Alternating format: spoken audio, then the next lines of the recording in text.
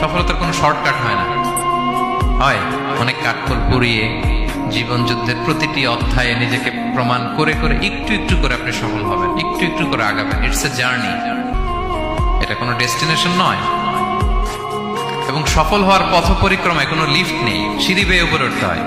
কি বেয়ে? কিন্তু আমরা সফল হতে চাই কিভাবে? ডাইরেক্ট 100 তলায় তো আমি সফল, উপরে সবার উপরে আমি, এইভাবে চাই সফলতাটা। সবার উপরে উঠে যাব, গোল্ড মেডেল গলায় পরাই দিবে, আমরা সাকসেসফুল না। সফলতার রাস্তায় কোনো লিফট থাকে না, কি দিয়ে উঠতে হয়? সিঁড়ি বেয়ে ঘাম জড়িয়ে উঠতে হয়। দেখেন, শুধু আলোর মুখ দেখার জন্য মায়ের পেটে আমাদের কত সময় লাগছে বলেন তো? জাস্ট একটু লাইট, হ্যাঁ 9 মাস 10 মাস সময় লাগছে শুধু একটু আলো দেখবো আমরা। একটু আলোর মুখ দেখার জন্য আমার লাগছে 9 মাস। আর এখানে আমরা শর্টকাট খুঁজি, খালি কি খুঁজি? সফলতার কোনো শর্টকাট নেই। অল্প এফোর্টে যারা সফল হতে চায় এরা কোনোদিন সফল হয় না।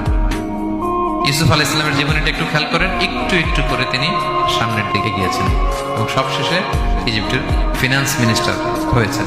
এজন্য ধৈর্য ধারণ করতে হবে, নিজের সর্বোচ্চটুকু উজাড় করে দিয়ে আপনার রোলটা আপনি প্লে করবেন, এরপর আল্লাহ তাআলার উপর ভরসা রাখবেন। কিন্তু অনেক চেষ্টার পরেও যদি কাঙ্ক্ষিত সফলতা না পান, হতাশ হওয়ার কিছু নেই। কারণ বিশ্বাসীর সফলতা শুধু দুনিয়াতে না, বিশ্বাসীদের সফলতা আখিরাত পর্যন্ত বিস্তৃত। ওইটা আসল সফলতা।